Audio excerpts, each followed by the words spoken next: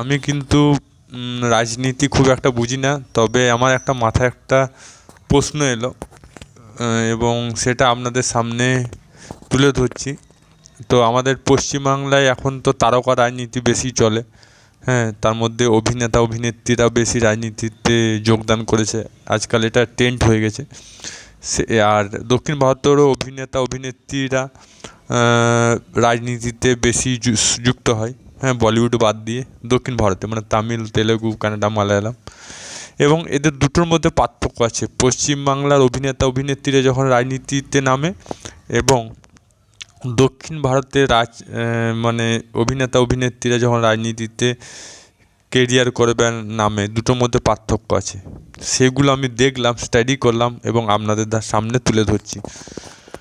পশ্চিমবাংলার রাজনীতিতে অভিনেতা অভিনেত্রী তখন আসে যখন তাদের সিনেমা খুব একটা চলে না বক্স অফিসে, তখন আসে। আর খুব কম জনই থাকে যাদের বক্স অফিস সাকসেস হওয়া সত্ত্বেও রাজনীতিতে নামে, এবং দুদিকেই কাজ করে, একদিকে সিনেমাতে কাজ করে আবার রাজনীতিতে, মানে দু নৌকোতে পা দিয়ে চলে।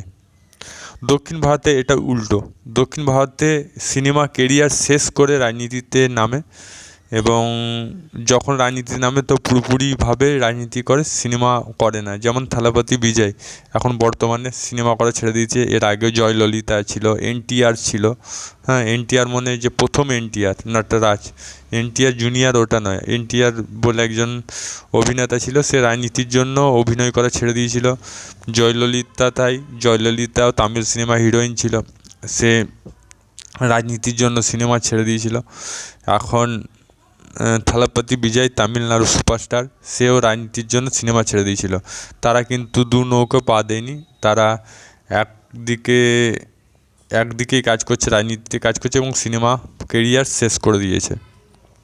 মানে সিনেমা শেষ করে দিয়েছে বলে আর সিনেমাতে আর পা দেয় না, শুধুমাত্র বিজি থাকে রাজনীতি নিয়ে। দ্বিতীয় পয়েন্ট, আমাদের সেলিব্রিটিরা নির্ভর সিনিয়র নেতাদের উপর, কারণ তারা টিকিট দিলে তবেই সে দাঁড়াতে পারে, তারা টিকিট না দিলে দাঁড়াতে পারবে না।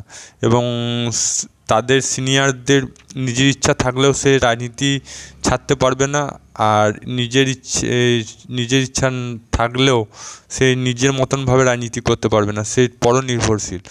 এবং সিনিয়র রাজনেতারা তাকে যা বলবে তাই শুনতে হবে। সিনিয়র নেতারা যদি বলে রাজনীতি করতে হবে, তাকে করতে হবে। সে ইচ্ছা থাকলেও সে ছাড়তে পারবে না, আর সে ইচ্ছা থাকলেও সে করতে পারবে না, নিজের ইচ্ছা মতন রাজনীতি করতে পারবে না, সে একজনের উপর নির্ভরশীল। কিন্তু দক্ষিণ ভারতে উল্টো। দক্ষিণ ভারতে কী হয় যে আমরা যেমন সিনেমা প্রোডাকশানে সিনেমা পয়সা লাগাই, প্রডিউসার হয়, সেরকম এরাও ফান্ড জমা করে এবং রাজনীতির দল নিজেই তৈরি করে, নিজের পয়সায় রাজনীতির দল তৈরি করে এবং নিজেরাই প্রোডাকশন করে এবং নিজেরাই খরচাপাতি চালায়। সেই জন্য এরা হচ্ছে নির্ভরশীল, নিজের উপর আত্মনির্ভরশীল। তারা কারোর উপর নির্ভরশীল নয়, সে কতটা কাকে টিকিট দেবে কি দেবে না এতে টিকিট উপর নির্ভর করতে হয় না, কারণ ও নিজেই ওনার একটা পার্টির, হ্যাঁ। তো এরা চাইলে যেখানে খুশি লড়তে পারে, যেখানে খুশি চলতে পারে। তার প্রমাণ হচ্ছে থালাপতি বিজয়। তারপর ওইদিকে তেলুগু অন্ধ্রপ্রদেশে একজন আছে পাওয়ার স্টার পবন কল্যাণ, সে নিজের একটা জনসেনা দল আছে, হ্যাঁ, টিভিকে দল আছে। থালাপতি বিজয় নিজেদেরই পয়সায় নিজেরাই দলের ওনার। তো এই পার্থক্য রয়েছে, আকাশ জমিন পার্থক্য ভাই। আমাদের পশ্চিমবাংলার রাজনীতি আর সাউথের রাজনীতি, দক্ষিণ ভারতের অভিনেতা অভিনেত্রীদের রাজনীতি আর আমাদের পশ্চিমবাংলার রাজনীতি আকাশ জমিন তফাৎ।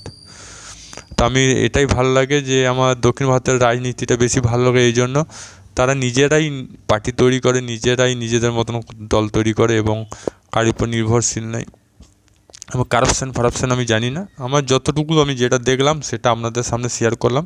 আপনার কি মতামত সেটা কমেন্ট বক্সে লিখে জানান।